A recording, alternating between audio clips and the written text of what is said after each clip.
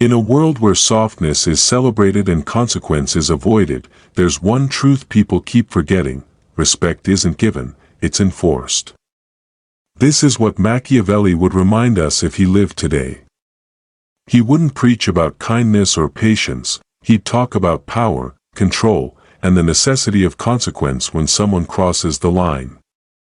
From parenting and school to corporate offices and boardrooms, he'd expose how weakness invites exploitation, and how strength, shown calmly and decisively, earns loyalty, not fear. This video is not for the fragile. It's for those who've been disrespected, manipulated, or taken advantage of, and are ready to learn how to make that stop. So before we begin, make sure you hit subscribe, like, and share this video, because what you're about to hear is not comfort, it's clarity. The kind that can change the way you deal with people forever. If your kid lies, steals a little cash from your wallet, or openly defies house rules, Machiavelli today wouldn't lecture until bedtime. He'd create a consequence so immediate and calibrated that the child learns the cost of crossing the line before the lesson fades. He'd remove privileges that are meaningful: phone, gaming, social outings, and make the restoration of those privileges conditional on a demonstration of responsibility.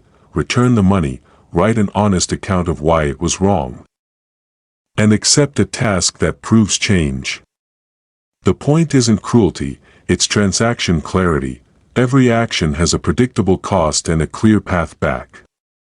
In his mind, soft inconsistency from parents breeds entitlement, consistent, unavoidable consequences breed respect, and children who know the rules won't test them lightly. When a sibling argument about chores turns into a pattern of one person always taking advantage, Machiavelli wouldn't call a family meeting and hope for feelings. He'd restructure incentives and information.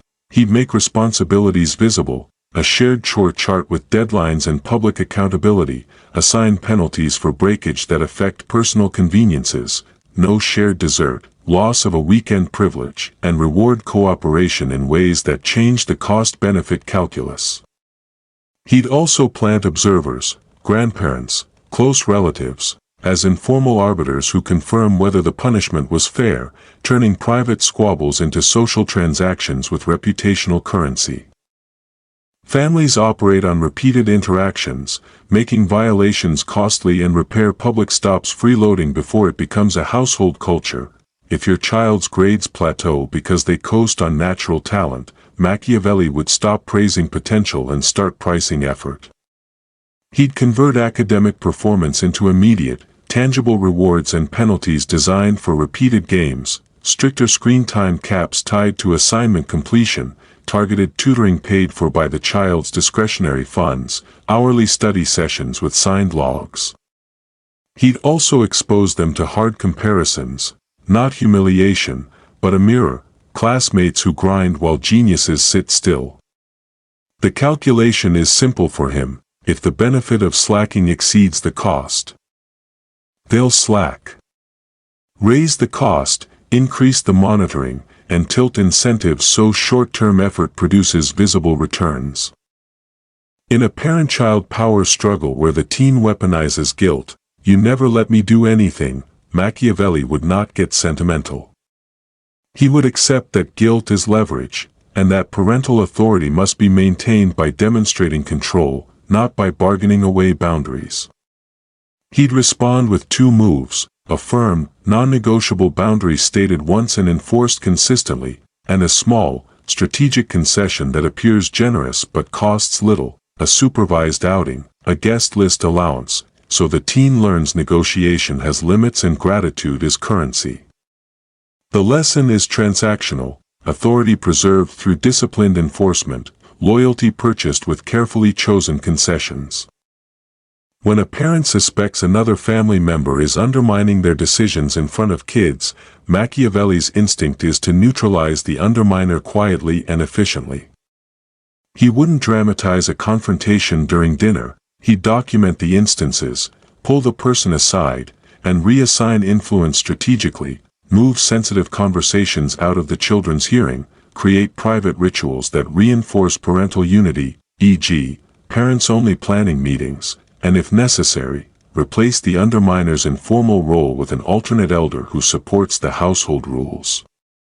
He knows public discord erodes power faster than any external adversary. Fix it behind closed doors and present a united front.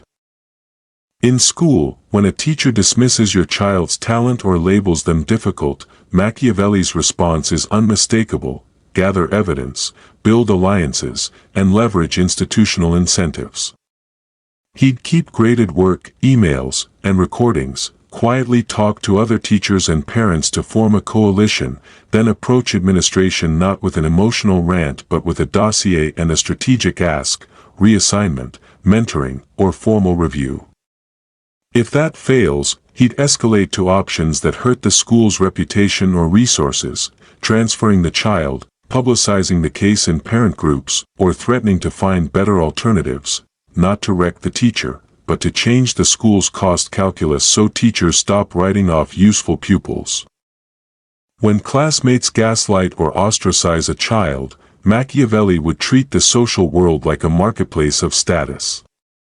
He'd teach the child to shift where they trade social capital, find allies in smaller circles, orchestrate joint projects that reveal competence, and use public successes, a presentation, a win in a competition, to recalibrate peer perceptions. Behind the scenes, he'd coach parents to quietly intercept damaging gossip by speaking with influential parents, shifting opinions through steered encounters rather than public complaints. Reputation is fungible. Engineered wins move the ledger back into your favor faster than moralizing ever will. If a co-parent refuses to follow agreed rules and uses the kids as bargaining chips, Machiavelli would treat parental agreements like contracts backed by enforcement. He wouldn't rely on private promises. He'd document everything, get the agreement formalized, and tie violations to legal or financial consequences that bite: modifying custody, allocating expenses. Simultaneously, he'd make sure the children's routine remains stable under your control, insulating their behavior from revenge tactics. He knows the law is a tool for shifting incentives. Use it when bargaining collapses, and let enforcement do the talking. When a parent faces a teenager addicted to social media, Machiavelli wouldn't attempt a gentle conversation about mental health and hope it sticks.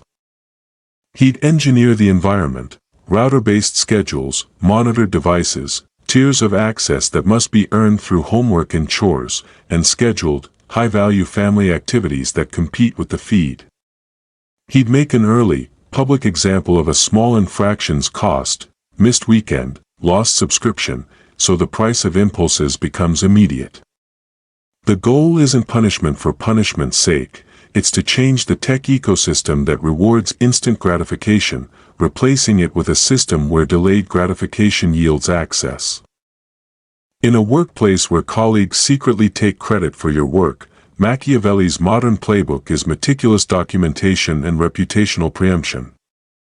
He'd send succinct status updates with CC'd stakeholders, circulate drafts showing your contributions, and create visible dependencies that make your role indispensable: schedules, live demos, or client meetings where your knowledge is required.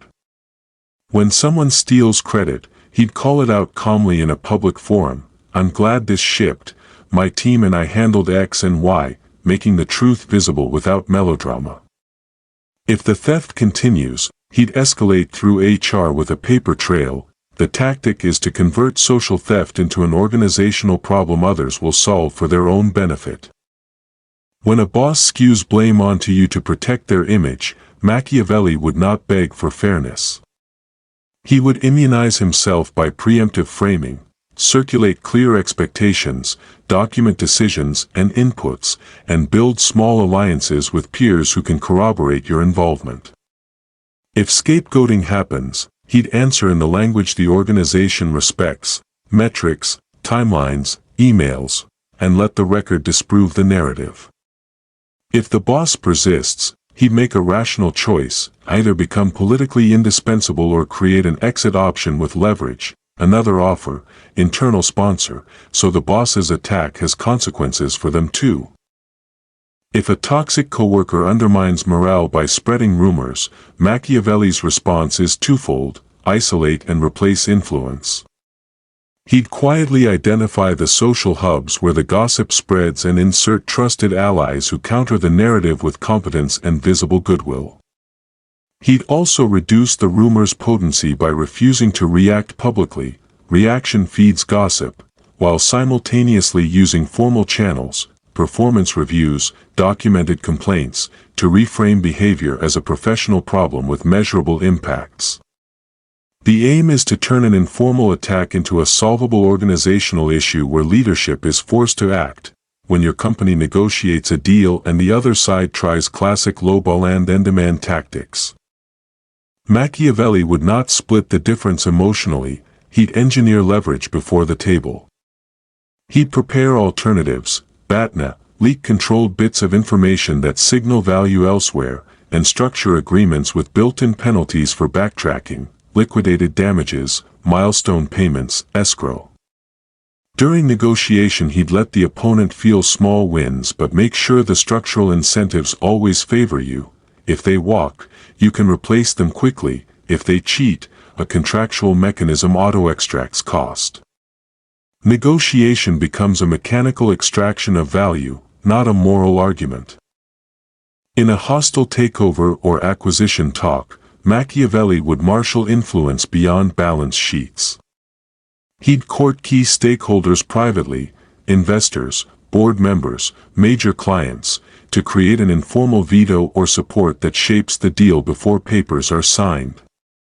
He'd design poison pills that make a hostile buyer pay dearly, and if necessary, leak alternate suitors to push up price and complicate their path. The goal is strategic friction: make the attacker's path costly enough that they either pay a premium or back down, turning aggression into revenue.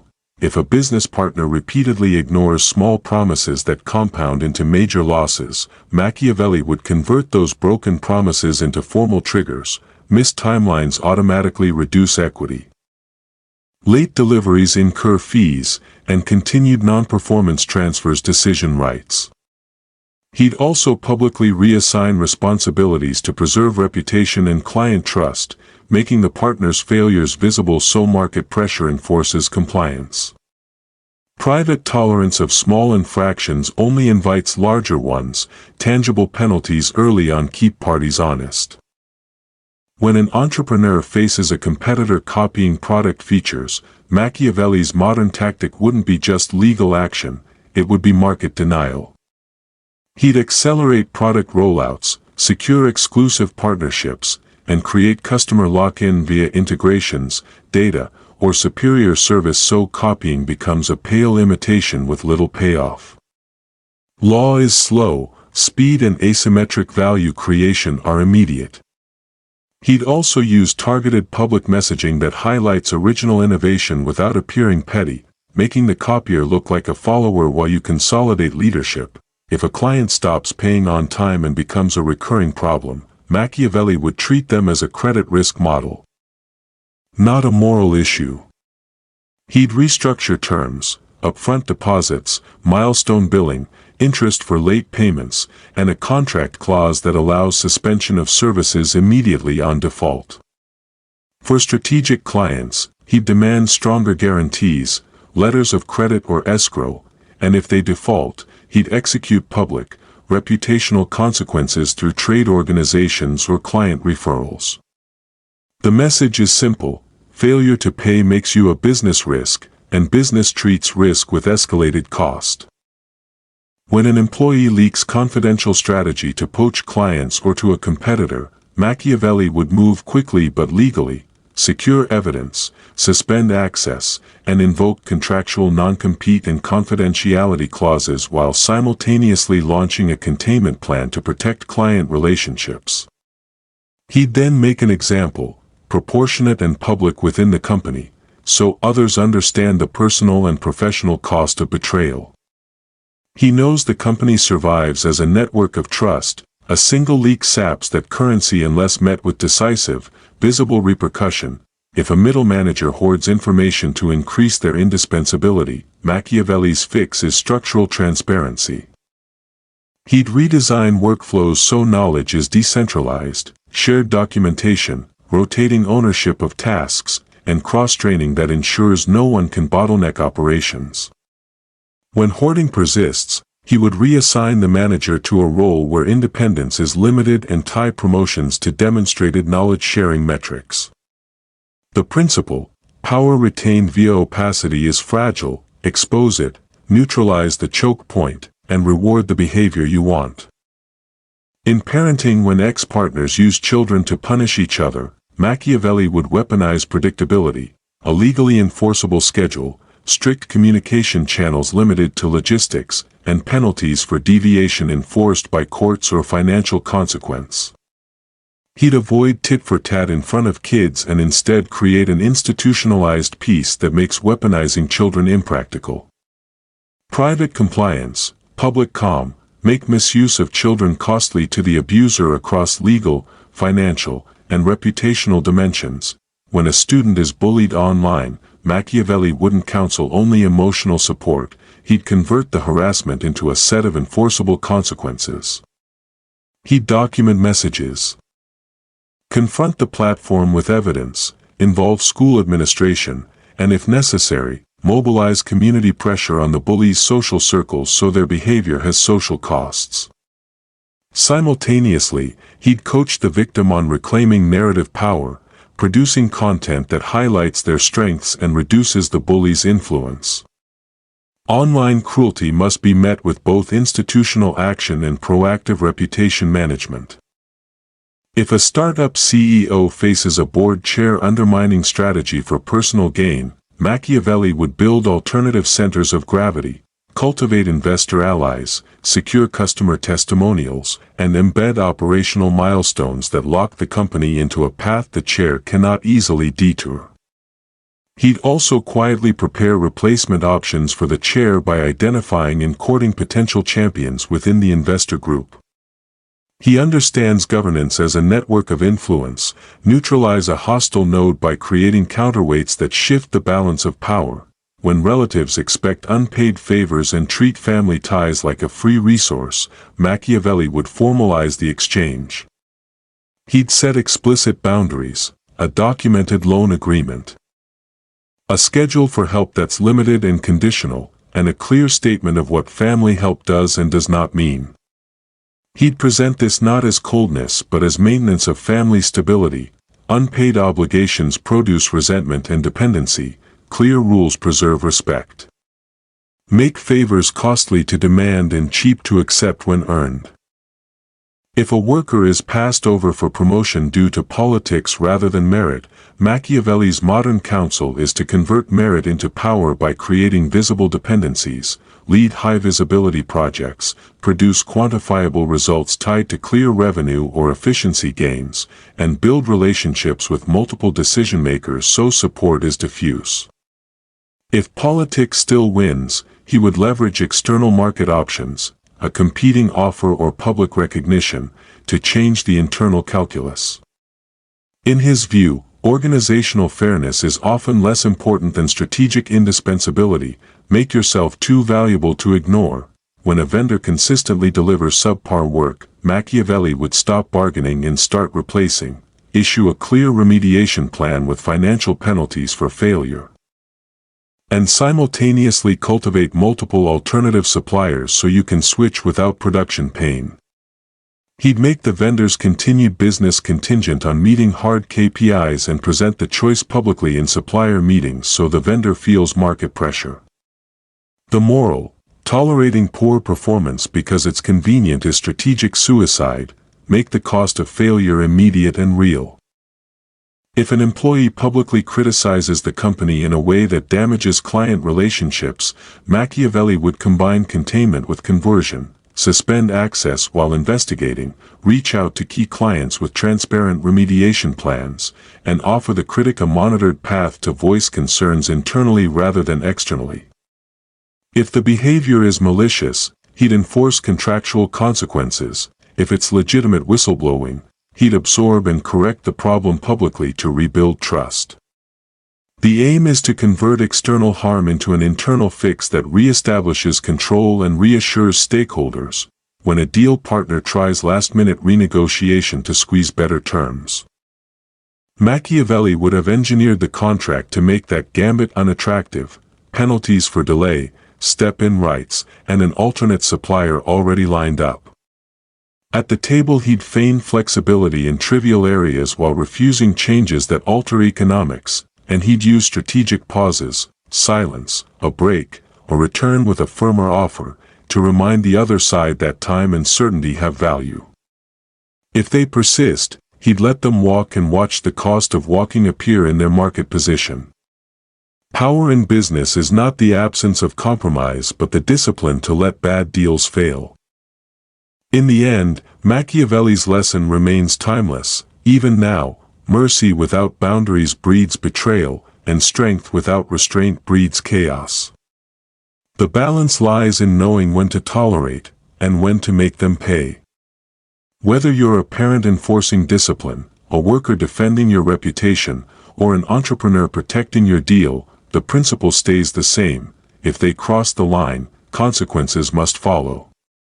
Calmly, decisively, without guilt. Because in this modern world, respect is currency, and once you let someone devalue it, they'll never pay full price again. If you found this truth as brutally honest as it is necessary, then don't leave it here. Subscribe for more Machiavellian insights into modern life, like this video to help it reach others who need to hear it, and share it with anyone who's tired of being stepped on. Because the world doesn't reward those who stay silent, it rewards those who act with purpose.